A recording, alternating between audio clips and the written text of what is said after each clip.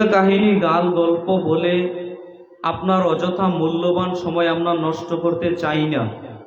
অতএব যারা উপস্থিত আছেন আপনাদেরকে আবারও অনুরোধ জানাবো, আমাদের যে নির্ধারিত বিষয়কে কেন্দ্র করেই আপনাদের সামনে আমি দু চারটি কথা বলার চেষ্টা করব ইনশাআল্লাহ। যুব সমাজ ধ্বংসের কারণসমূহ এ বিষয়ে কথা বলতে গিয়ে সূচনাতে আপনাদের সামনে যুবক বয়সে ইবাদত বান্দিগি করার কি মর্যাদা, যুবক বয়সে ইবাদত বান্দিগি করার কি ফজিলত রয়েছে আল্লাহর নিকট, এ ব্যাপারে আপনাদের সামনে কয়েকটা হাদিসের অংশ বিশেষ পেশ করে আমি পয়েন্ট আকারে কয়েকটা পয়েন্ট উল্লেখ করার চেষ্টা করব ইনশাআল্লাহ। আবু হুরায়রা রাদিয়াল্লাহু তাআলা আনহু বলেন, রাসূল সাল্লাল্লাহু আলাইহি ওয়াসাল্লাম বলেছেন, সাবাতুন ইযিল্লুহুমুল্লাহু ফি যিল্লিহি ইয়াওমা লা যিল্লা ইল্লা যিল্লুহু। বিচারের কাঠগড়াতে আল্লাহ তাআলা 7 শ্রেণীর লোককে আল্লাহ আরশের নিচে স্থান দিবেন। আল্লাহর নবী মুহাম্মদ সাল্লাল্লাহু আলাইহি সাল্লাম বলছেন, যেই দিন মানুষের মাথার 1 মাইল উপরে আল্লাহ সূর্যকে ফিট করে দিবেন, ওই দিন আল্লাহ সুবহানাহু ওয়া তাআলা মানুষের মাথার 1 মাইল উপরে যখন সূর্যকে ফিট করে দিবেন, ওই দিন আল্লাহ তাআলা 7 প্রকারের লোককে বের করে আনবেন, যাদেরকে আল্লাহ নিজে ছায়া দিবেন, আরশের নিচে স্থান দিবেন। 1, ইমামুন আদিলুন, ন্যায়পরায়ণ যারা নেতা, যারা ন্যায়পরায়ণ দায়িত্বশীল, তারা যদি সত্যই হকভাবে দায়িত্ব পালন করতে পারে, তাহলে বিচারের কাঠগড়াতে 7 প্রকারের লোক আল্লাহর আরশের নিচে স্থান পাবে। তাদের 1 নম্বরে রাসূল সাল্লাল্লাহু আলাইহি সাল্লাম বলছেন যে ন্যায়পরায়ণ শাসক, অর্থাৎ যারা দায়িত্বশীল, তারা যদি হকভাবে দায়িত্ব পালন করতে পারে, যথাযথভাবে সঠিকভাবে দায়িত্ব পালন করতে পারে, তাহলে বিচারের কাঠগড়াতে আল্লাহর আরশের নিচে থাকার সুযোগ হবে। যদি ভাই ন্যায়পরায়ণ দায়িত্বশীল হকভাবে দায়িত্ব পালন করে, এমন নেতা আপনি খুঁজে সহজে পাবেন না। এমন নেতা নেই এমনটা আমি বলতে আসিনি, তবে এমন নেতা পাওয়া বড় দুষ্কর যে আমি 10-এর দায়িত্ব নিয়েছি কিন্তু 10-এর সম্পদ থেকে কোনো কিছু বক্ষণ করি না, 10-এর সম্পদে হাত লাগাই না, এমন মানুষ খুঁজে পাওয়া বড় দুষ্কর। দেখেন, মানুষ যদি সত্যিকার অর্থে জানতো 10-এর সম্পদ থেকে 1 টাকা আত্মসাৎ করার পরিণতি কি হতে পারে, তাহলে মানুষ সত্যিকার অর্থে নেতা হওয়ার আশা করত না, লড়াই করা তো বহু দূরের কথা। যেমন একটা হাদিসের নমুনা আপনার সামনে আমি পেশ করি, দেখেন আপনি। রাসূলের একজন সাহাবী ছিলেন যার নাম ছিল মেদাম রাদিয়াল্লাহু তাআলা আনহু রাসূলের সাথে যুদ্ধ করেছেন। আমার দিকে চেয়ে থাকেন, রাসূলের সাথে যুদ্ধ করেছেন। এক পর্যায়ে রাসূল সাল্লাল্লাহু আলাইহি সাল্লামের যে ওট ছিল, ওই ওটের উপর যে চাদর ছিল, চাদরের উপরে বসতেন যিনি রাসূল সাল্লাল্লাহু আলাইহি সাল্লাম, ওই চাদরটা হাওদাটা ঠিক করছিলেন। এমতো অবস্থায় একটা তীর এসে মেদামের শরীরে লেগে যায়। যখনই মেদামের শরীরে লেগে যায়, তখন মেদাম মৃত্যুবরণ করে। পাশে সাহাবায়ে কেরাম আছে উপস্থিত। সাহাবায়ে কেরাম কথা বলিয়েন না কেউ, এমনিতে পরিবেশ নষ্ট হয়ে গেছে। একটা বক্তাকে বসিয়ে রেখে 20-30 মিনিট আধা ঘন্টা সময় পার করা, এরকম কাজ কেউ করবেন না। কেন? আমার যখন বক্তব্যের শেষ সময় চলে আসবে, আমি যখন বলি আমি আর 10 মিনিট চালাবো, কি বলেন? ম্যাক্সিমাম আমার বিশ্বাস অধিকাংশ মানুষ বলবেন হুজুর চালান 10 মিনিট। তাহলেও কি আমি চালাবো? ওই 10 মিনিট পরে বলবো আরো কিছু চালাবো, আপনি বলবেন চালান হুজুর। লিমিট থাকা প্রয়োজন। যারা পরিচালনা করেন, এগুলো টাইম টু টাইম সেট করতে হয়। সময় যখন হয়ে যাবে তার 5 মিনিট পূর্বে বক্তাকে স্টেজে হাজির করবেন। সম্মানিত দ্বীনি মুসলিম ভাই বোন, কষ্ট দিতে চাই না, তবে অন্তরে কষ্ট পাবেন এটা আমি আশা করি না। পরিবেশটা অন্তত এখন সুন্দর রাখার চেষ্টা করেন। দেখেন আপনি, আল্লাহর নবীর সাহাবী আল্লাহর নবীর সাথে যুদ্ধ করেছেন, যার নাম হচ্ছে মেদাম। রাসূলের সাথে যুদ্ধ করেছেন। রাসূলের উটের উপর যে চাদর হাওদাটা ছিল এটা ঠিক করছিলেন, এমতো অবস্থায় একটা তীর এসে মৃত্যুবরণ করে। পাশে যত অন্যান্য সাহাবায়ে কেরাম আছে তারা বলা বলি করা শুরু করে দিল, ওহ, মেদামের জন্য কি সুখবর, মেদাম সুখময় জীবন, মেদাম জান্নাতি ব্যক্তি, মেদাম তো জান্নাতে চলে যাবে। কেন? ও রাসূলের সাথে যুদ্ধ করেছে। কেন? ও রাসূলের কাজ করতে করতে মৃত্যুবরণ করেছে, ও জান্নাতি ব্যক্তি। এই পর্যন্ত বলতেই রাসূল সাল্লাল্লাহু আলাইহি সাল্লাম উপস্থিত সাহাবীগণকে লক্ষ্য করে বললেন, কাল্লা, কখনো নহে, ইন্নী রাইতু ফিন্নার, শোনো, আমি তাকে জাহান্নামের আগুনে দাউ দাউ করে জ্বলতে দেখছি, আর তোমরা তাকে জান্নাতি বলছো? কাল্লা, কখনো নহে, ইন্নী রাইতু ফিন্নার, আমি তাকে জাহান্নামের আগুনে দাউ দাউ করে জ্বলতে দেখছি, আর তোমরা তাকে জান্নাতি বলছো? কেন? এই মেদাম যুদ্ধ থেকে ফিরার সময় গনিমতের মাল থেকে একটা চাদর আত্মসাৎ করেছিল, কাউকে বলেনি, আমাকে বলেনি, যার কারণে এই একটা চাদর আত্মসাৎ করার কারণে মেদাম এখন জাহান্নামের আগুনে ধাউ ধাউ করে জ্বলছে। এই পর্যন্ত যখন বলতে না বলতেই রাসূলের সাহাবীগণেরা, কিছু কিছু সাহাবায়ে কেরাম একটি জুতার ফিতা নিয়ে আল্লাহ রাসূলের নিকট উপস্থিত। আল্লাহ রাসূল, এই যে আমি একটি জুতার ফিতা উমুক যুদ্ধ থেকে আত্মসাৎ করেছিলাম, কাউকে বলিনি, আপনাকে বলিনি, নেন, আজকে আমি জমা দিতে এসেছি। আবার কিছু সাহাবী এইভাবে উপস্থিত, আল্লাহ রাসূল, আমি উমুক যুদ্ধ থেকে 2টি জুতার ফিতা আত্মসাৎ করেছিলাম, কাউকে বলিনি, আপনাকে বলিনি, এই যে 2টি জুতার ফিতা আপনার নিকট সমর্পণ করলাম। রাসূল সাল্লাল্লাহু আলাইহি সাল্লাম একটি জুতার ফিতা, 2টি জুতার ফিতা হাত দিয়ে ধরে বললেন, শোনো, যারা একটি জুতার ফিতা আত্মসাৎ করে তারাও জাহান্নামে যাবে, যারা 2টি জুতার ফিতা আত্মসাৎ করে তারাও জাহান্নামে যাবে। সম্মানিত দ্বীনি মুসলিম ভাই বোন, নেতৃত্ব কাকে বলে, দায়িত্বশীল কাকে বলে, দশের নেতা কাকে বলে? নেতা যদি জানতো দশের সম্পদ থেকে একটা গম আত্মসাৎ করার কারণে আমাকে জাহান্নামে যাওয়া লাগবে, নেতা যদি জানতো একটা জুতা, স্যান্ডেলের ফিতার জুতা কি মূল্য থাকতে পারে, এই স্যান্ডেলের ফিতা দশের সম্পদ থেকে যদি আমি আত্মসাৎ করি আমাকে জাহান্নামে যাওয়া লাগবে। আরে ভাই, রাসূলের সাথে যুদ্ধ করেছেন, রাসূলের কাজ করতে করতে মৃত্যুবরণ করেছেন, ওই ব্যক্তিকেও যদি জাহান্নামে যাওয়া লাগে, আপনার কি হবে, আপনার নেতার কি হবে, আপনি বলেন। আপনার কথাটা আমি কেন বললাম, আপনি জানেন? ওই যে আপনার বাড়ির পাশ দিয়ে সরকারি একটা রাস্তা যাচ্ছে, ওই সরকারি রাস্তাটা সংস্কার করা হবে, যার কারণে 2, 4, 5, 10টা ইট আপনি এমনিতেই ওই 10টা ইট বাড়িতে এনে রেখে দিলেন, মনে করলেন 10টা ইট, এইটার মালিক তো কেউ নয়, আমি বাড়িতে এনে আমার কাছে লাগিয়ে দেই, আপনি লাগিয়ে দিলেন। আপনার তো জানা নেই এটা হচ্ছে দশের শখ, দশের সম্পদ। এই 10টা ইট আত্মসাৎ করলেন মানে এই সম্পত্তি আপনাকে জাহান্নামে নিয়ে ছেড়ে দিবে। আপনার জানা নেই, আপনার হিতাহিত জ্ঞান বুদ্ধি নেই। সম্মানিত দ্বীনি মুসলিম ভাই বোন, বিশেষভাবে যারা যুবক, তাদেরকে বলি, এই শীতের রাত্রিতে দেখবেন ব্যাডমিন্টন খেলা করে না? ব্যাডমিন্টন খেলা করে, লাইন কোথা থেকে নিয়েছে? লাইন নাকি নিয়েছে সরকারি তার থেকে, যেটার মালিক কেউ নয়, সরকারি তার থেকে লাইন নিয়ে, বিদ্যুৎ নিয়ে এরপরে ব্যাডমিন্টন খেলছে। যুবক, তুমি কোত্থেকে লাইন নিলে, দশের সম্পদে হাত দিলা কেন? এই তোমাকে জাহান্নামে নিয়ে যাবে, এই হাদিস তার জ্বলন্ত প্রমাণ। অতএব উপস্থিত সম্মানিত দ্বীনি মুসলিম ভাই ও বোন, দশের সম্পদ থেকে আপনি একটা দানা আত্মসাৎ করবেন, এটার ফলাফল আপনাকে জাহান্নামে যাওয়া লাগবে। অতএব নেতৃত্ব কাকে বলে, নেতা কাকে বলে আপনি দেখে নেন। আমি বলছিলাম আল্লাহ মর্যাদাটা এমন ভাবে দেননি।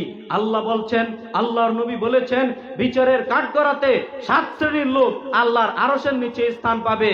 1, ইমামুন আদিলুন, ন্যায়পরায়ণ নেতা, যারা সত্যই হকভাবে দায়িত্ব পালন করতে পারে, তারা যদি সঠিকভাবে দায়িত্ব পালন করতে পারে, হকভাবে দায়িত্ব পালন করতে পারে, তাহলে বিচারের কাঠগড়াতে তাদের এই মর্যাদা আল্লাহ দিবেন, আরশের নিচে আল্লাহ তাদের স্থান দিবেন। 2, ওয়াশাবুন নাশা ফি ইবাদাতিল্লাহ, ওই যুবক বিচারের কাঠগড়াতে আল্লাহর আরশের নিচে স্থান পাবে।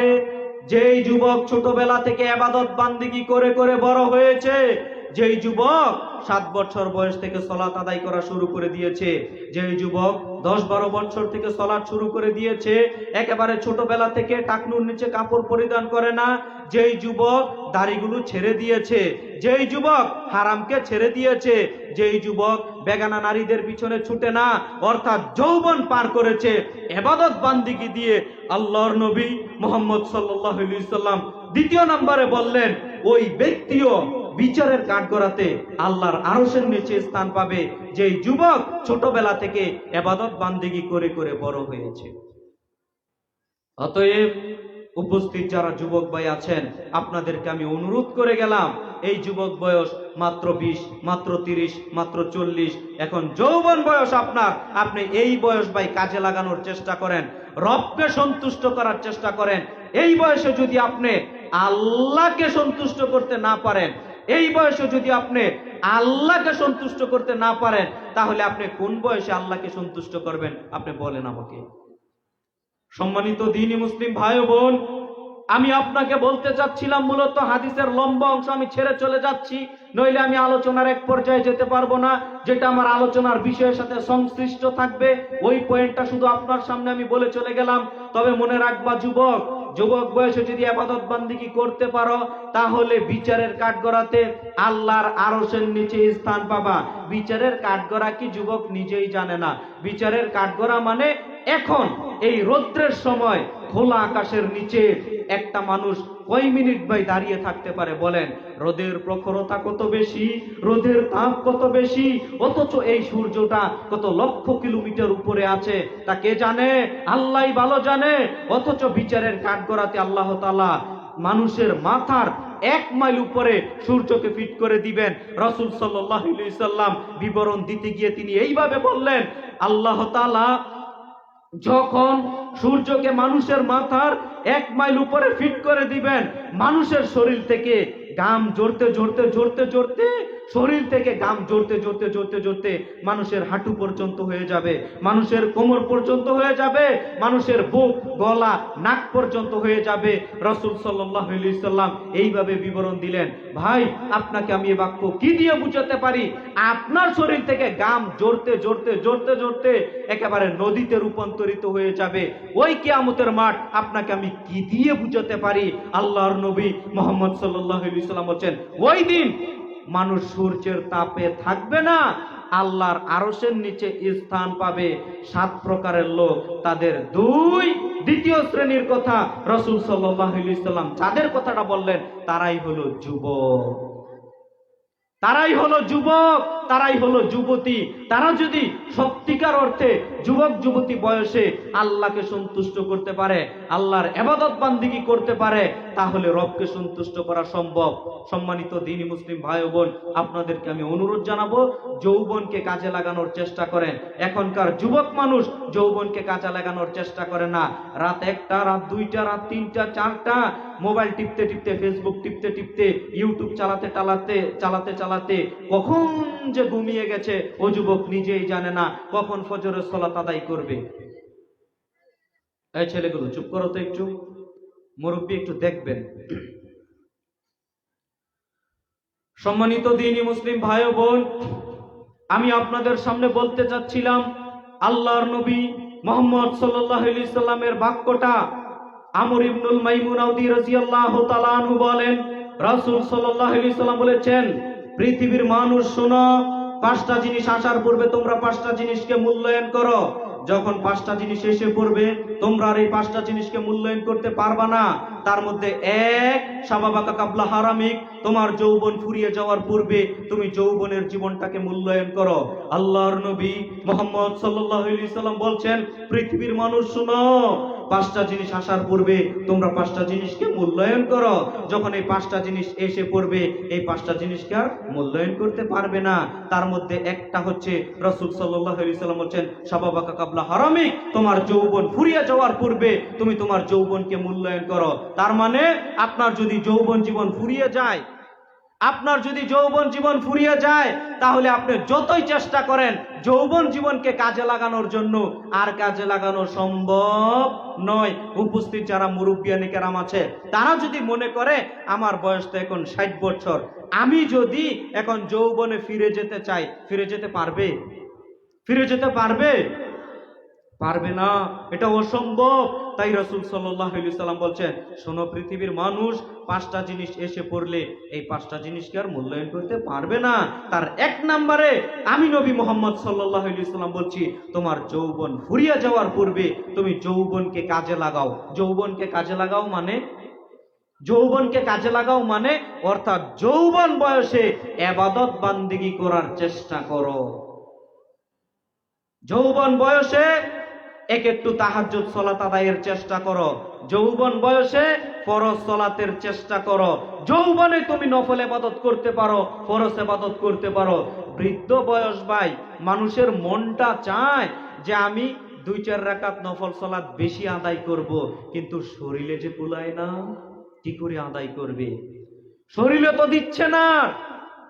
বৃদ্ধ মানুষ যদি মন চায় যে আমি নফল সিয়াম গুলো থাকবো, কিন্তু শরীর যে আর দিচ্ছে না, কি করে নফল সিয়াম থাকবে? কিন্তু এখন যৌবন, এখন যুবক বয়স, এই বয়সে যদি ও চেষ্টা করে ইবাদত বান্দিগি করে রবকে সন্তুষ্ট করা যাবে না? যাবে না? অবশ্যই যাবে। অতএব উপস্থিত যুবক ভাই, আপনাদেরকে আমরা অনুরোধ জানাবো, এই যৌবনের বয়সটাকে আপনারা কাজে লাগানোর চেষ্টা করেন, রবকে ভাই সন্তুষ্ট করার চেষ্টা করেন। এই অল্প কয়েকদিনের দুনিয়া, কি হবে এই দুনিয়ার পিছনে ছুটে? কি হবে এই দুনিয়ার পিছনে ছুটে? অতএব সম্মানিত দ্বীনি মুসলিম ভাই ও বোন, আমরা অনুরোধ জানাবো, এই যৌবনের বয়সটাকে ভাই কাজে লাগানোর চেষ্টা করেন।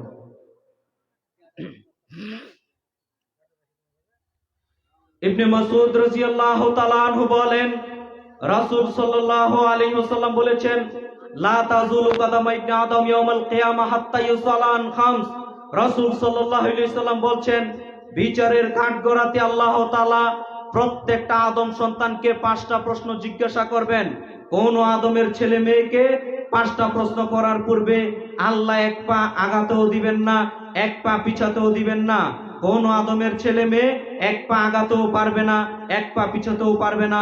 5টা প্রশ্ন জিজ্ঞাসা করার আগে, এই কথা বলার পরে রাসূল সাল্লাল্লাহু আলাইহি সাল্লাম বলছেন, আল্লাহ প্রত্যেকটা আদমের ছেলে মেয়েকে প্রশ্ন করবেন। 1, আন উমরিহি, তোমার বয়স সম্পর্কে আমাকে জবাব দাও। সম্পূর্ণ বয়সে কি করেছো? ছোটবেলা কি করেছো? যৌবনের বয়স কি করেছো?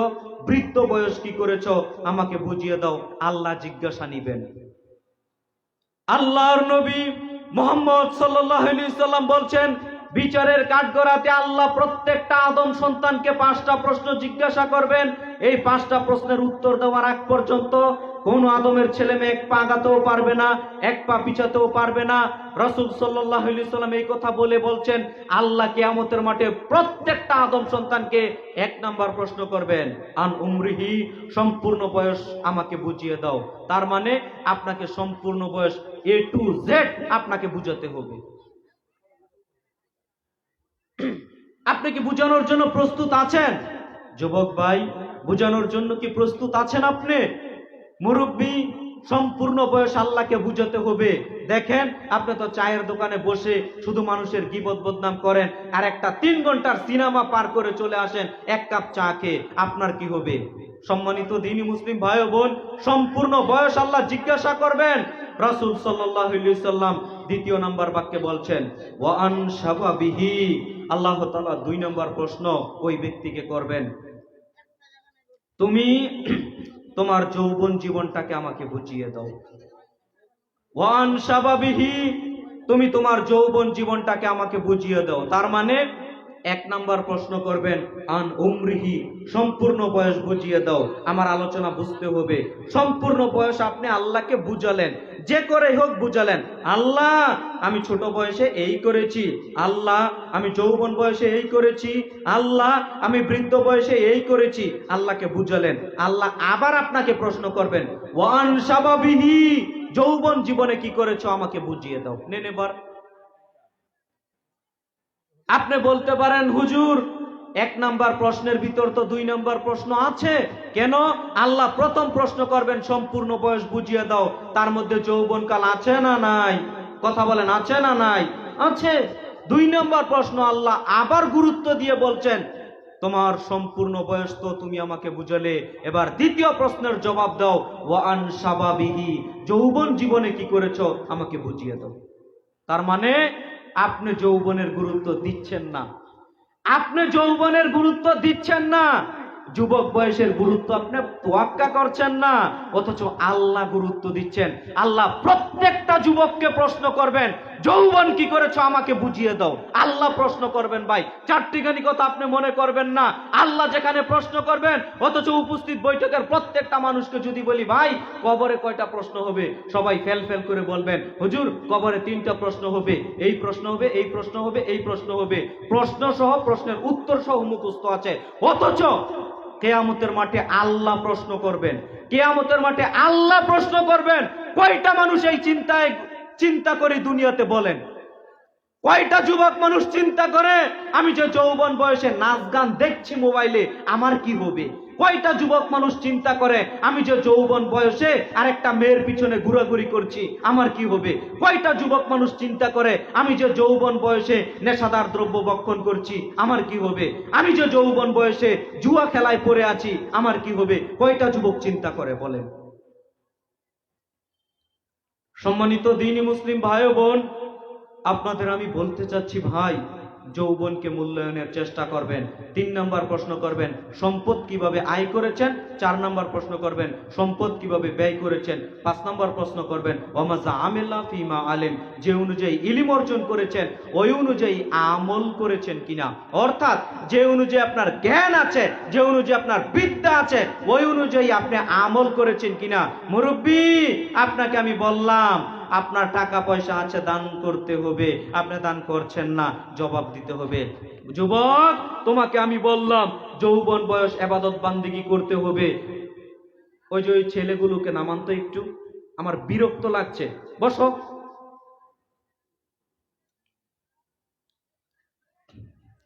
সম্মানিত দ্বীনি মুসলিম ভাই ও বোন, আমি আপনাদের বলতে চাচ্ছিলাম যৌবন জীবনটাকে মূল্যায়নের চেষ্টা করেন। আরে ভাই, যারা কিছু সময় আছেন আলোচনা শুনেন, পরবর্তীতেও আরেকজন আলোচক আছেন, হেদায়েত তো আর আমি দিতে পারবো না, হেদায়েত দেওয়ার মালিক কে? কথা বলেন, হেদায়েত দেওয়ার মালিক কে? আল্লাহ হেদায়েত দেওয়ার মালিক। আর আমি আল্লাহর কথা বলছি, হেদায়েত তো আপনার ভাগ্যে জুটতেও পারে। কি বলেন? তো আপনি যদি বাদাম খান, আপনি যদি কথার গুরুত্বই দিলেন না, তো কেমন হলো না? আমি তো ভাই আমার কথা বলছি না, আমি তো আমার ব্যক্তিগত কোনো কথা বলছি না, আমি বলছি আল্লাহ যা বলেছেন, আল্লাহর নবী যা বলেছেন ওই কথা আপনার সামনে বলছি। সম্মানিত দ্বীনি মুসলিম ভাই বোন, একটু বুঝার চেষ্টা করেন। যারা আয়োজন কমিটি, কত কষ্ট ক্লেশ আমাদের সাথে যোগাযোগ, কত কষ্ট ক্লেশ, কত টাকা পয়সা খরচ করে এই আয়োজন করেছেন, একটু শুনতে পারবেন না? আমরা ওই সুদূর বাংলাদেশ থেকে এসেছি, একটু শুনতে পারবেন না? অথচ রাসূল সাল্লাল্লাহু আলাইহি সাল্লামের সাহাবীগণ, তাবিগণেরা ইলম চর্চার জন্য, জ্ঞান চর্চার জন্য কত কষ্ট ক্লেশ করেছেন আপনি জানেন? সূচনাতেই এই হাদিসটা বলি, আমি মধ্যখানে ঢুকাই, কেননা আপনার হুশ বুদ্ধি হচ্ছে না। যে আপনি দেখেন, তাবি কাসির ইবনে কায়েস রাহিমাহুল্লাহ, তিনি রাসূলের পক্ষ থেকে একটা হাদিস শুনবেন, যে হাদিসটা আবার একজন সাহাবী বর্ণনা করেন দেমাশকের মসজিদে আবু দারদা রাদিয়াল্লাহু তাআলা আনহু। তো তাবি কাসির ইবনে কায়েস রাহিমাহুল্লাহ বলছেন, আমি শুনেছি যে আবু দারদা রাদিয়াল্লাহু তাআলা আনহু একটা হাদিস বর্ণনা করেন, যে হাদিসটা তিনি রাসূল থেকে বর্ণনা করেন। কোথা থেকে বর্ণনা করেন? রাসূল থেকে বর্ণনা করেন। ওই হাদিসের জ্ঞান নেওয়ার জন্য আমি তাবি কাসির ইবনে কায়েস রাহিমাহুল্লাহ রাসূলের মদিনা থেকে দেমাক শহর, দামেক শহরে চলে গেলাম একটা হাদিসের জ্ঞান নেওয়ার জন্য। আপনি কল্পনা করতে পারেন? অথচ রাসূলের মদিনা থেকে দামেক শহর আপনি জানেন কতটুকু দূরত্ব? 1300 কিলোমিটারেরও বেশি দূরত্ব। কয়শো কিলোমিটার বললাম? 1300 কিলোমিটার। একটা হাদিসের জ্ঞান নেওয়ার জন্য চলে গেছেন। দুনিয়ার কোনো স্বার্থ নেই। আর আপনার বাড়ির পাশে জালসা, জালসা শেষ হলে 10 মিনিটও লাগবে না, আপনি বাড়িতে যেতে পারবেন। 20 মিনিটও লাগবে না, আপনি বাড়িতে চলে যেতে পারবেন। 5 কিলোমিটারও রাস্তা আপনার নয়, এরপরও আপনি খেলতামাশার নিয়ে বসে আছেন না। আপনি যদি কোরআন হাদিসকে মূল্যায়ন না করেন, কোরআন হাদিসের আলোচনাকে মূল্যায়ন না করেন, কি হবে?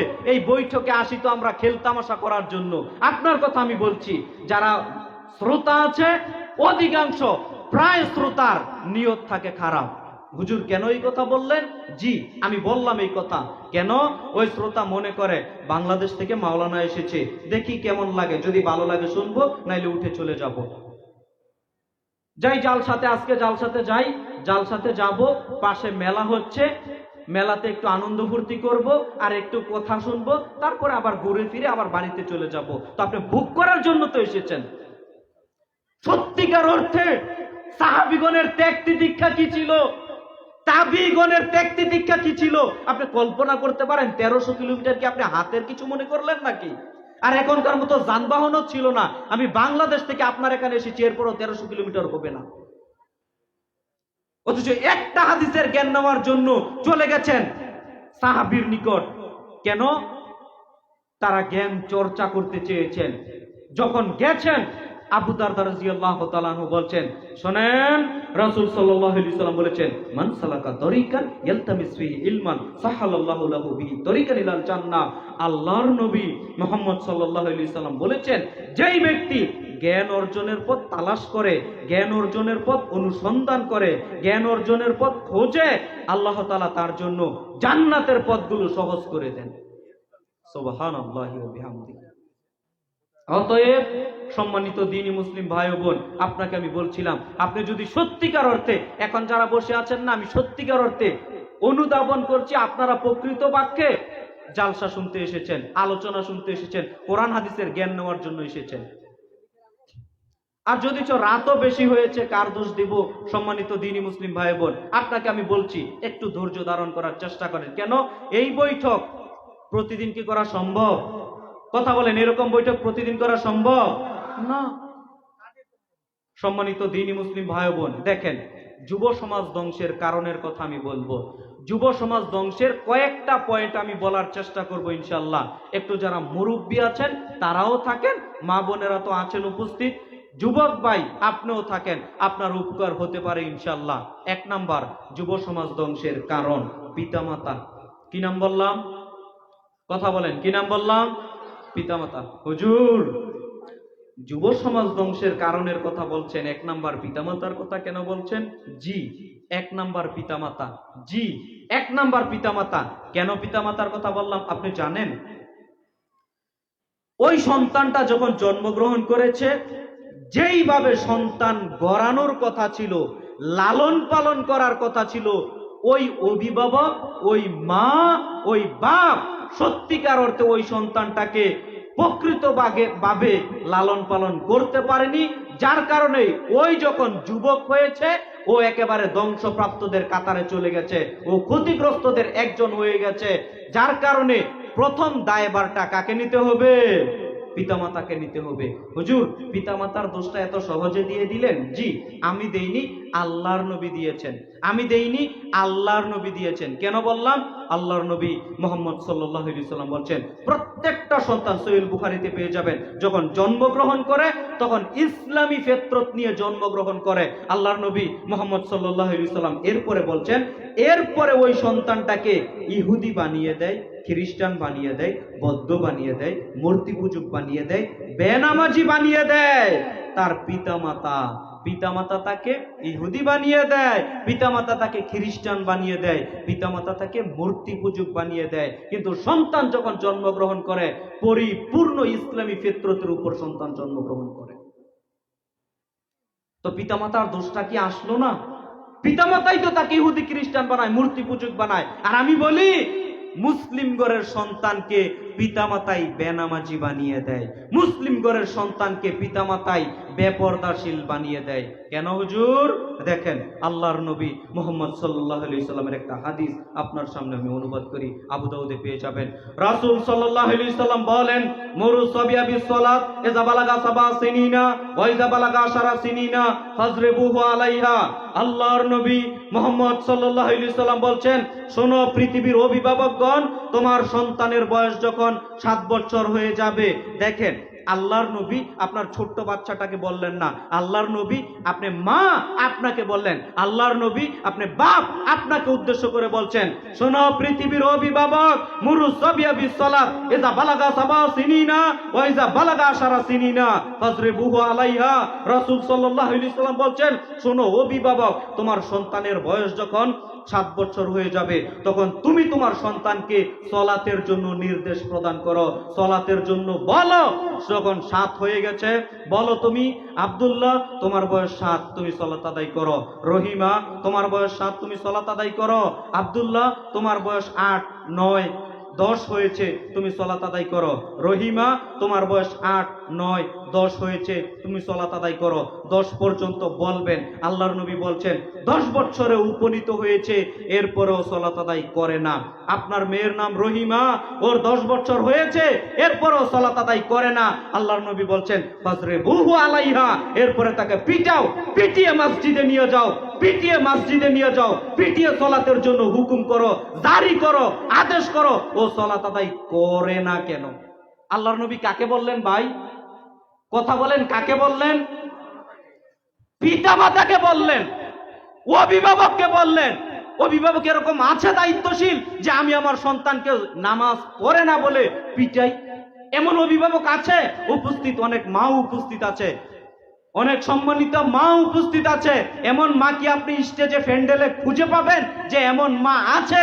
তার মেয়ের বয়স 10, তার মেয়ের বয়স 12, তার মেয়ের বয়স 15, কিন্তু সলাত আদায় করে না, যার কারণে পিটিয়েছে, এমন মা আপনি খুঁজে পাবেন? তো ওই তো ভালো সন্তান হবে না ভাই, ওই তো কুসন্তান হবে, ও তো সুসন্তান কখনো হবে না। ও সুসন্তান, ও দিনদার সন্তান, ও পরহেজগার সন্তান, ও মুত্তাকি সন্তান কখনো হবে না। কেন? আপনি দায়িত্ব পালন করেন নিজে। আপনি যদি সত্যিকার অর্থে দায়িত্ব পালন করতেন তাহলে এই সন্তান বেনামাজি হতো না। আরে ভাই আশ্চর্য লাগে, আপনার বাড়িতে থাকে, আপনার বাড়িতে খায়, আপনার ছেলেটা সলাত আদায় করে না কেন? আপনি আমাকে বুঝান তো। অথচ মা আপনি উপস্থিত, আপনি বলতে পারেন না একটু যে রহিমা তোমার তো 10 বছর বয়স, তুমি সলাত আদায় করো না কেন? আজকে ফজরের সলাত আদায় করেছো? না মা, ফজরের সলাত আদায় করিনি। আপনি বলেন আজকে সকালের খাবার বন্ধ। আব্দুল্লাহ তুমি কি ফজর জোহরের সলাত আদায় করেছো? আব্বু সলাত আদায় করিনি, তোমার দুপুরের খাবার বন্ধ। আপনি একটু হুকুম জারি করেন না ভাই, একটু শাসন জারি করেন না ভাই। করেন না তো সমাজ রক্ষা কি দিয়ে হবে বলেন আমাকে? যুব সমাজ ভালো পথে আসবে কি করে? ও যদি সলাতই আদায় না করে, ও যদি সলাতই আদায় না করে। আর এখনকার যুব সমাজ বিজাতীয় সংস্কৃতিতে একেবারে পরিপূর্ণ হয়ে গেছে, বিজাতীয় সংস্কৃতিতে একেবারে পরিপূর্ণ হয়ে গেছে। নইলে যুবক কেন নায়ক গায়ক গায়িকাকে আইডল ফাইডল মানে? যুবকের চুল কেন এরকম থাকে, একদিক বড় একদিক ছোট, একদিক বড় একদিক ছোট? রাসূল সাল্লাল্লাহু আলাইহি সাল্লাম এই চুলকে নিষেধ করেছেন। এই চুল বলেন কাজা চুল, এই চুল নিষেধ, এই চুল কাটা যাবে না। অথচ আজকে যুবকের মাথার দিকে তাকান, দেখেন কত স্টাইল। কোন খেলোয়াড় কিভাবে চুলের কাটিং কেটেছে, ওইভাবে আমাকেও চুলের কাটিং কাটতে হবে। ছি, ধিক্কার জানাই যুবক তোমাকে। তোমার আইডল কি ওই যুবক হলো? অথচ রাসূল সাল্লাল্লাহু আলাইহি সাল্লাম বলেন মান তাশাব্বা বিকওমিন ফাহুয়া মিনহুম, যেই জাতি যে জাতির অনুকরণ করবে তার সাথেই তার হাসর নাসর হবে, তার সাথেই তার হাসর নাসর হবে। অতএব সম্মানিত দ্বীনি মুসলিম ভাই বোন, আমরা আপনাদেরকে করজোরে অনুরোধ করে গেলাম, পরিবর্তন হওয়ার চেষ্টা করেন। যুবক ভাই অন্তরে স্পৃহা আনেন, অন্তরে স্পৃহা আনার চেষ্টা করেন। আরে এই বয়সে যদি ইবাদত না করি আমি কোন বয়সে ইবাদত করব? এই বয়সে যদি আমি রবকে না চিনি, আল্লাহকে না চিনি, তো আমি কোন বয়সে ভাই আল্লাহকে চিনব? আমি কি গ্যারান্টি দিতে পারি যে আমি 60 বছর জীবিত থাকবো? আমি কি গ্যারান্টি দিতে পারি যে আমি 70 বছর জীবিত থাকবো? গ্যারান্টি দিতে পারি না। যেহেতু গ্যারান্টি দিতে পারি না যুবক ভাই, আপনাকে আমি অনুরোধ করে গেলাম, পরিবর্তন হন। যুবক বয়সে 5 ওয়াক্ত সালাত আদায়ের চেষ্টা করেন। যুবক বয়সে ইবাদত বান্দিগি করার চেষ্টা করেন, রবকে সন্তুষ্ট করার চেষ্টা করেন। সম্মানিত দ্বীনি মুসলিম ভাই বোন, দেখেন আপনি,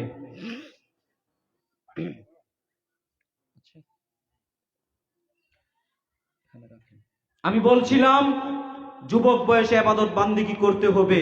যুব সমাজ ধ্বংসের 1 নাম্বার কারণ পিতামাতা। পিতামাতা যদি সত্যই দায়িত্ব পালন করতো ভাই, ওই যুব সমাজ খারাপ পথে যেত না। কেননা একেবারে জন্ম থেকে যুব সমাজকে আদব আখলাক শিষ্টাচার জন্ম থেকেই ভাই শিখতে হয়। ছোট থেকেই শিষ্টাচার শিখতে হয়, ছোট থেকেই আদব কায়দা শিখতে হয়। আর শিখাবে কে? মা বাপ। শিখাবে কে? মা বাপ। এখানে কঠিন দায়িত্ব পালন করতে হয়, কঠিন।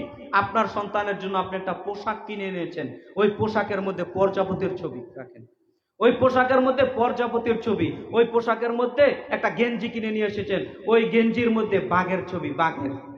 তো আপনি তো বুঝেন না ইসলামী পোশাক কাকে বলে।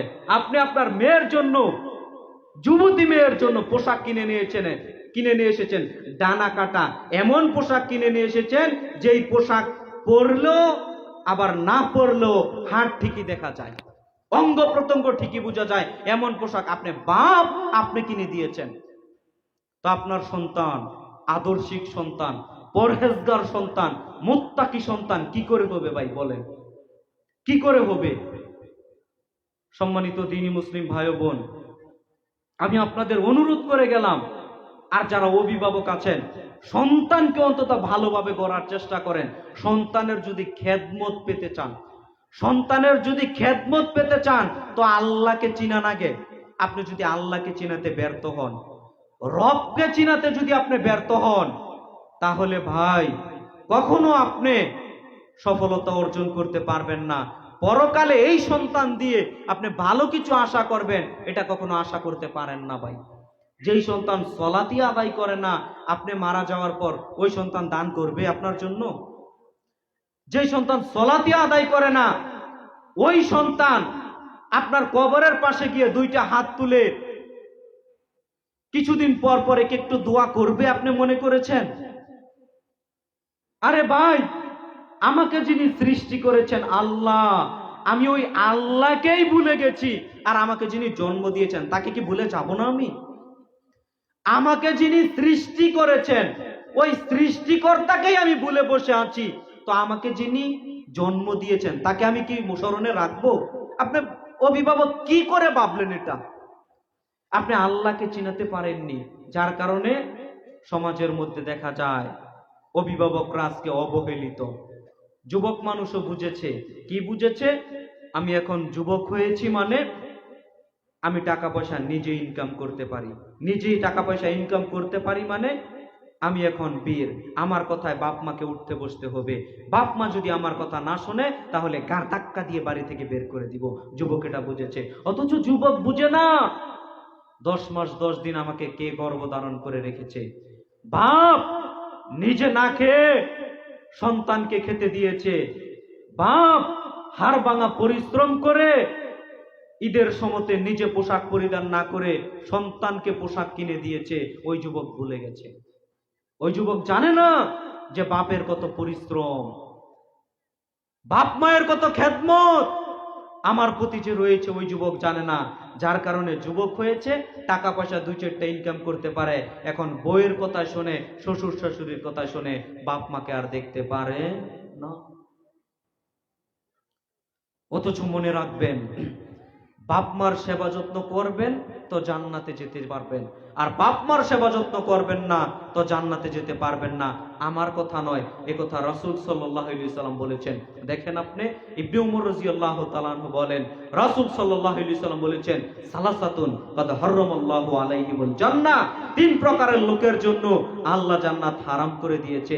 3 শ্রেণীর লোকের জন্য আল্লাহ জান্নাত হারাম করে দিয়েছে। এক, মদমিনুল খামার, যারা নিয়মিত নেশাদার দ্রব্য পান করে, যারা বিড়ি সিগারেট নেশাদার দ্রব্য পান করে, হাদা পাতা, গুল পাতা, তামাক পাতা গাঁজা, ইয়াবা, ফেন্সিডিল, আরো যত নেশার সাথে জড়িয়ে আছে, যারা নেশাদার দ্রব্য পান করে তারা জান্নাতে যাবে না, একথা রাসূল সাল্লাল্লাহু আলাইহি সাল্লাম বলছেন। দুই, ওয়াল আকুন, পিতামাতার অবাধ্য সন্তান, যারা পিতামাতাকে দেখতে পারে না, পিতামাতাকে গার ধাক্কা দিয়ে বাড়ি থেকে বের করে দেয়, পিতামাতার সেবা যত্ন করে না, পিতামাতাকে খেতে দেয় না, তারা জান্নাতে যাবে না, একথা রাসূল সাল্লাল্লাহু আলাইহি সাল্লাম বলেছেন। তিন, দায়ুস, দায়ুস ব্যক্তি জান্নাতে যাবে না। দায়ুসকে এক কথায় বোঝেন, আল্লাহর নবী মুহাম্মদ সাল্লাল্লাহু আলাইহি সাল্লাম দায়ুসের পরিচয় দিতে গিয়ে এইভাবে বললেন, আপনি হচ্ছেন স্বামী, আপনার স্ত্রী যদি বেপরদাভাবে চলে তাহলে আপনি স্বামী হিসেবে আপনি দায়ুস। মনে রাখেন, আপনি হচ্ছেন বাপ, আপনার মা, আপনার মেয়ে যদি বেপরদাভাবে চলে, হাটে বাজারে, স্কুল কলেজে যায়, ভার্সিটিতে যায়, যেখানেই যাক না কেন, আত্মীয়র বাড়ি, খালার বাড়ি, ফুফুর বাড়ি বেড়াতে যায়, যদি বেপরদাভাবে যায় তাহলে আপনি বাপ হিসেবে আপনি দায়ুস। মনে রাখবেন, এক পাপ তিন ভাবে বিভক্ত, এক পাপ তিন ভাবে বিভক্ত। আপনার মেয়ে যখন পাপ করবে, আপনার মেয়ে যখন বেগানা হয়ে রাস্তাঘাটে চলবে, তাহলে আপনার মেয়েও গুনাহগার, আপনার মেয়েও গুনাহগার। যেই ছেলে যেই যুবক দেখবে ওই ছেলেও গুনাহগার, আপনি অভিভাবক মেয়ের, আপনিও গুনাহগার। এক পাপ তিন ভাবে বিভক্ত। এক, যেই মেয়ে অর্ধনগ্ন পোশাক পরিধান করে রাস্তাঘাটে ঘোরাঘুরি করে ওই মেয়েও গুনাহগার, যেই যুবকরা দেখে তারাও গুনাহগার। মনে রাখবেন, এই মেয়ের অভিভাবক যারা তারাও সমান অপরাধী, সবাই সমান, কেউ কম নয়। সম্মানিত দ্বীনি মুসলিম ভাই ও বোন, এজন্য বিষয়গুলো বুঝার চেষ্টা করবেন। অভিভাবকদের সতর্ক সাবধান করতে চাই। অভিভাবক যদি সচেতন হয়ে যায়, পরবর্তী প্রজন্ম আশা করা যায় ভালো হবে। আর অভিভাবক যদি অসচেতন থাকে, অভিভাবক যদি অসচেতন থাকে, তাহলে ভাই কখনো পরবর্তী প্রজন্ম ভালো একটা প্রজন্ম আসবে এটা আশা করা যায় না। অতএব সম্মানিত দ্বীনি মুসলিম ভাই ও বোন, বিষয়গুলো জানা ও বোঝার চেষ্টা করবেন। আল্লাহ আমাদের তৌফিক দান করুক, আল্লাহুম্মা আমিন। দুই, যুব সমাজ ধ্বংসের আরেকটি অন্যতম কারণ হচ্ছে মোবাইল ইন্টারনেট। মোবাইল ইন্টারনেট, আমার দিকে খেয়াল করে তাকান। মোবাইল ইন্টারনেটের কথা কেনটা বললাম জানেন? মোবাইল ইন্টারনেট আজকের যুব সমাজকে ধ্বংস করে দিচ্ছে। কেমন করে? আপনি অভিভাবক, এখানেও আপনার গাফুলতি ঘাটতি আছে। আপনি আপনার সন্তানটা স্কুলে পড়ে, আপনি একটা অ্যান্ড্রয়েড মোবাইল কিনে দিয়েছেন, ও সারাদিন পাবজি গেম খেলে, আপনি খোঁজখবর নিয়েছেন? আপনার যুবক ছেলেটা, ওই ছেলেটা সারাদিন গেমস খেলে, আপনি খোঁজখবর নিয়েছেন? কেন, গেমস খেলা কি জায়েজ? ইসলাম জায়েজ করেছে? স্পষ্ট হারাম করেছে ইসলাম। এরপরও আপনার সন্তান দিন রাত গেম খেলছে, ইন্ডিয়ান গান শুনছে, নোংরামি দেখছে, গান বাজনা বাজাচ্ছে, মুভি সিনেমা দেখছে, নাটক দেখছে, এরপর আপনি বাপ হিসেবে কিছুই বলছেন না, কিছুই বলছেন না আপনি। সম্মানিত দ্বীনি মুসলিম ভাই বোন, দায়িত্ব পালন করতে হবে। আমি বলছিলাম আপনাকে যে কোনো মূল্যে এই বিষয়গুলো দেখতে হবে। দুই নাম্বার কারণ হিসেবে মোবাইল ইন্টারনেটের কথাটা কেন বললাম, আপনাকে আমি উদাহরণ দিয়ে বুঝাই। দেখেন, আপনি, আমার হাতে কি রয়েছে এটা বলেন তো, আপনারা কি বলেন? গ্লাস, তাই তো? আমার হাতে দেখতে পাচ্ছেন একটা গ্লাস। আচ্ছা বলেন তো, এই গ্লাসের ভিতর এখন কি আছে? সবাই বলেন, পানি। এই পানিটা যদি আমি খাই বিসমিল্লাহ বলে, হালাল হবে না হারাম হবে? জবাব দেন, হালাল হবে না হারাম হবে? হালাল হবে। পানিগুলো ফেলে দিলাম, মদ ডাললাম, মদ ঢেলে দিয়ে কাউকে খাইয়ে দিলাম, বলেন তো হালাল হবে না হারাম হবে? হারাম হবে। কেন? এখন কি আপনি বলবেন যে দোষটা হলো এই গ্লাসের? দোষটা কি এই গ্লাসের? দোষটা এই গ্লাসের নয়। তার মানে এই গ্লাসটাকে আপনি কিভাবে ব্যবহার করলেন, ব্যবহারকারীর উপর ফতুয়া জারি হবে। আমি যদি হালাল ভাবে ব্যবহার করি তো আমার জন্য হালাল, আপনি যদি হারাম ভাবে ব্যবহার করেন, মদ খান, তাহলে আপনার জন্য কি হবে? হারাম হবে। মোবাইল ইন্টারনেটকে আমরা সরাসরি হারাম বলি না, তবে মোবাইল ইন্টারনেটের মাধ্যমে যদি আপনি আলোচনা শোনেন তাহলে হালাল না হারাম?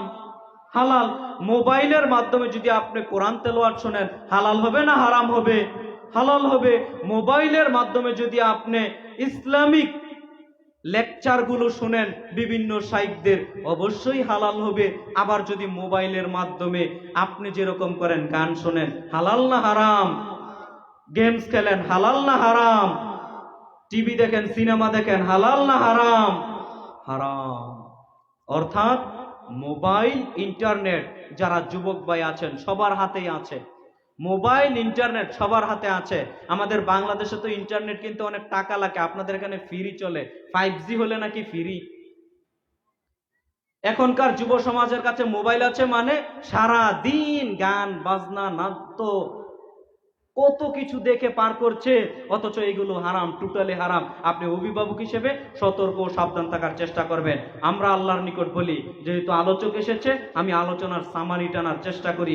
সম্মানিত দ্বীনি মুসলিম ভাই বোন, আমরা যে কথাগুলো বললাম যুব সমাজ ধ্বংসের কারণের কথাগুলো বলতে গিয়ে প্রথম যে কথাগুলো বললাম সেটা হচ্ছে যুবক বয়সে ইবাদত বান্দিগি করার মর্যাদাটাই আল্লাহর নিকট ভাই ভিন্ন। যুবক বয়সে ইবাদত বান্দিগি করার মর্যাদাটাই ভাই আল্লাহর নিকট ভিন্ন। কোন মানুষ যদি চায় যে আমি আল্লাহকে সন্তুষ্ট করব, তাহলে যুবক বয়সের চেয়ে শ্রেষ্ঠ অন্য কোনো সময় আর নেই, থাকতে পারে না। অতএব যুবক বয়সটুকু ভাই কাজে লাগানোর চেষ্টা করবেন। কি যুবক ভাইদের একটু হাত দেখতে চাই, রাজি আছি তো ইনশাআল্লাহ? ওই যে হাত তুলছে না যুবক ভাইরা, হাত তোলেন একটু। আমরা কি ইসলামিক মোতাবেক চলাচলের চেষ্টা করবো তো ইনশাআল্লাহ? আল্লাহ আমাদের তৌফিক দান করুক, আল্লাহুম্মা আমিন। সম্মানিত দ্বীনি মুসলিম ভাই বোন, এই যে দেখেন হাতে গোনা কয়েকদিন পরে রমজান মাস চলে আসছে। রমজানের প্রস্তুতি নেওয়ার চেষ্টা করেন। রমজান প্রস্তুতিমূলক, রমজান মাস হচ্ছে ক্ষমা নেওয়ার মাস, রমজান মাস হচ্ছে পাপ ক্ষমা নেওয়ার মাস।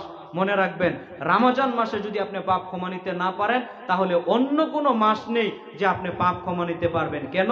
এই মাসে আল্লাহর দয়া রহমত অনেক অনেক অনেক বেশি আল্লাহ পারিয়ে দেন, আসমানের দরজা খুলে দেন, জাহান্নামের দরজা বন্ধ করে দেন, শয়তানকে শিকলবন্দি করে দেন। অনেক মর্যাদা আল্লাহ আগিয়ে আসেন মানুষকে ক্ষমা করার জন্য। রমজানকে টার্গেটে রেখে যুবক ভাইদের পরিবর্তন হবে। রাজি আছি তো ইনশাআল্লাহ? আল্লাহ আমাদের তৌফিক দান করুক, আল্লাহুম্মা আমিন। পুরো জীবনটা, পুরো লাইফটাকে ভাই পরিবর্তন করে ফেলেন, নইলে এই 2 দিনের দুনিয়া ভাই কি হবে বেঁচে থেকে?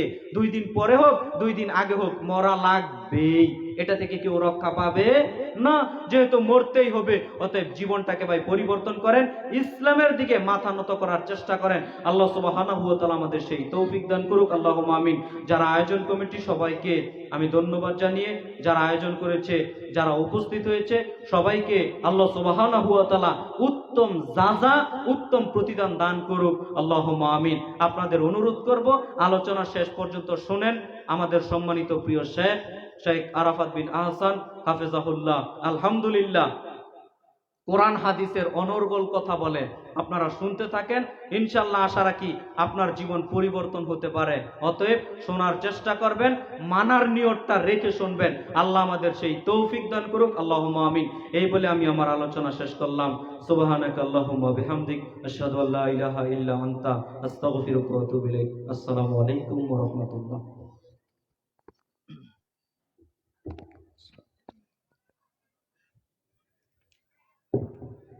মাশাআল্লাহ, জাযাকাল্লাহু খাইরান। এবারে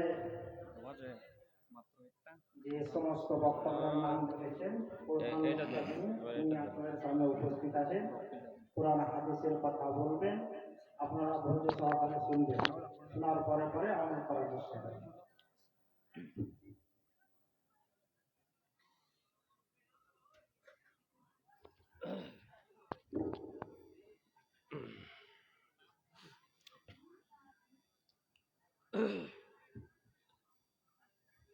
আসসালামু আলাইকুম ওয়া রাহমাতুল্লাহ। ইন্নাল হামদুলিল্লাহি ওয়াহদা ওয়াসসালাতু ওয়াসসালামু আলা মান লা নাবিয়্যা বা'দা ওয়া বা'দ। প্রশংসা আল্লাহ পাকের জন্য, যিনি আমাদেরকে আজকের এই গুরুত্বপূর্ণ মজলিসে দীর্ঘ রাত্র জেগে আলোচনা শ্রবণ করার জন্য কবুল করেছেন। সকলে বলে আলহামদুলিল্লাহ। দুরূদ ও সালাম রাসূলের প্রতি, সকলে বলে আল্লাহুম্মা সাল্লি আলাইহি আল্লাহুম্মা বারিক আলাইহি। সম্মানিত উপস্থিতি, আমি আপনাদের সম্মুখে যে সময় কথা বলার জন্য এসেছি তখন ঘড়ির কাঁটায় 12টা বেজে 45 মিনিট। অতএব এখন যদি আমি আপনাদেরকে বলি আপনারা একটু বসুন, 1 ঘন্টা আলোচনা শ্রবণ করুন, তাহলে আপনাদের উপরে জুলুম করা হবে। কারণ আমরা আপনাদেরকে ডেকে নিয়ে এসেছি কয় তারিখের কথা বলে বলেন তো? বলতে পারেন কয় তারিখ? 9 তারিখ বলেছি আপনাদেরকে আমরা 9 তারিখে ওয়াজ মাহফিল শোনাবো, এই কথা বলেছি না? আমাদের এখানে আলোচক রয়েছেন অনেক অনেক ভালো ভালো ইত্যাদি। 9 তারিখে আলোচনা শোনার জন্য আমাদের অনুষ্ঠানে আপনারা হাজির থাকবেন। এই দাওয়াতটা আমরা এই 1 মাস ধরে আপনাদের কাছে দিয়েছি। এখন যখন কথা বলছি, এখন কয় তারিখ বলতে পারেন? 10 তারিখ। তাহলে প্রথমে আপনাদেরকে আমি এই বলতেছি, ক্ষমা চেয়ে নিচ্ছি যে আমরা আপনাদেরকে মিথ্যা আশ্বাস দিয়ে ডেকে নিয়ে এসেছি। সম্মানিত উপস্থিতি, আসলে এভাবে রাত্র জেগে মাহফিল করে খুব একটা পরিবর্তন হবে কিনা জানি না। আমি এখন আলোচনা করব, আলোচনা করে একজন যিনি সালাত আদায় করেন না তাকে ফজরের সালাত আদায় করাতে পারবো কিনা আমার বিশ্বাস হয় না। যিনি সালাত আদায় করেন না তাকে আমার আলোচনা দিয়ে আমি ফজরের সালাত আদায় করাতে পারবো কিনা আমার আলোচনায় এ বিশ্বাস নেই। তবে আমার বিশ্বাস মাহফিল কমিটি থেকে শুরু করে আমরা যারা আলোচক এই রাত 1টা 1:30টা 2টা পর্যন্ত জেগে আলোচনা করছি, তারা ফজরের সালাত জামাতে আদায় করব না, এটা 95% না 99% বলে দিলাম। দেখেন এখানে আমরা যারা উপস্থিত রয়েছে মাহফিল কমিটি সহ, আমি বক্তা, আমি সহ, আমরা সঠিক সময়ে ফজরের সালাত জামাত সহকারে আদায় করতে পারবো না, এটা শিওর। আদায় হয়তো করব, কেউ সূর্য উঠে গেলে করব, কেউ সূর্য উঠছে এমন টাইমে করব, এই হবে। এই জন্য আপনাদের দেশের প্রখ্যাত বিদ্বান আনারুল হক ফাইজি হাফিজাহুল্লাহ, আব্দুল্লাহ সালাফি হাফিজাহুল্লাহ, তাদেরকে 10টার পরে আপনি মাহফিলের স্টেজে তুলে দিন, ওরা কোনো দিনের জন্য 1 সেকেন্ড কথা বলবে না, চলে যাবে তবু 1 সেকেন্ড কথা বলবে না। আর কারণ তারা কথা বলে না কেন জানেন? তারা আলেম মানুষ, জ্ঞানী মানুষ, তারা জানে এই সময় কথা বললে এদি মানুষের উপকার হয় না। আর আমরা যারা 1টা 1:30টার সময় কথা বলি, আমরা আলেম না, আমরা হলো বক্তা। আমরা কি জানেন? আমরা বক্তা, এই জন্য আপনাদের সামনে এখন বক্তব্য দিতে এসেছি। কিন্তু আলেম হলে আপনাদের ক্ষতি করতাম না। আমরা যদি আলেম হতাম আপনাদেরকে রাত্র জাগিয়ে রাখতাম না। কারণ এখন 1:30টা পর্যন্ত আলোচনা করব, 2টার সময় বাসায় যাবেন, 2:30টার সময় ঘুমাবেন, 4টার পরে আজান দেবে, কারণ চোখের পাতা ওই সময় খুলবে না, এটা হলো ক্ষতি করা। যাই হোক, আলহামদুলিল্লাহ, মূলত বলতে চাচ্ছিলাম তারপরও আয়োজন হয়েছে, আমাদের সিস্টেমের একটু পরিবর্তন করা উচিত। আবার আমাদের এটাও উচিত, আমরা মাইক ধরলে আবার ছাড়তে চাই না, এটাও একটা। আমরা একজন প্রধান বক্তা, দ্বিতীয় বক্তা এটা বানাই, নিশ্চয় মনে করি যে ইনি জ্ঞানী মানুষ, তাই তাকে কিন্তু আমরা প্রধান বক্তা বানাই নাকি? কিন্তু প্রধান বক্তার সময় লোকজন কম থাকে না বেশি থাকে? কম থাকে। কেন আপনারা এখানে এর আগে কতটা লোক ছিলেন? এই মাহফিল সব ভরপুর ছিল না? হ্যাঁ, তাহলে সে সময় ভালো বক্তারা বক্তব্য দিয়ে গেছে, আর এখন প্রধান বক্তা যেহেতু জাননেওয়ালা কম, তাই কম সংখ্যক মানুষ নিয়ে বক্তব্য দিচ্ছে। আসলে আমরা প্রধান বক্তা বানাই, মনে করি আমাদের দৃষ্টিতে যে ইনি হচ্ছে জ্ঞানী মানুষ, তাই আমরা তাকে প্রধান বক্তা বানাই। অথচ সেই জ্ঞানী মানুষের কথাগুলো মানুষের কাছে পৌঁছায় না। যে সময় মানুষজন থাকে সেই সময়ে তাকে আমরা উঠাই না, কারণ আমরা প্রধান বক্তা, দ্বিতীয় বক্তা এগুলো ব্যানার হিসাবে ব্যবহার করি। এগুলো কি ব্যবহার করি? ব্যানার হিসাবে। যাই হোক, আল্লাহ রাব্বুল আলামিন আমাদেরকে কবুল করুন।